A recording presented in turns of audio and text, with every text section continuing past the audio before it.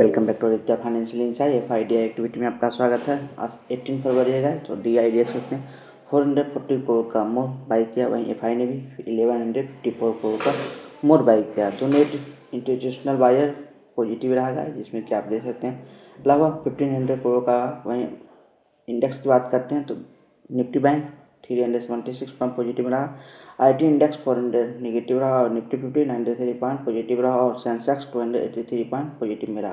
तब पिछले लगातार 3 सेशन से आप देख रहे हैं इंडियन मार्केट में पॉजिटिविटी बनी हुई है। तो थैंक यू गाइस। आज का वीडियो हमारा trading partner lemon brokerage firm है, जिसमें आप zero investment zero account opening के साथ डीमेट अकाउंट ओपन कर ट्रेड और इन्वेस्ट कीजिए।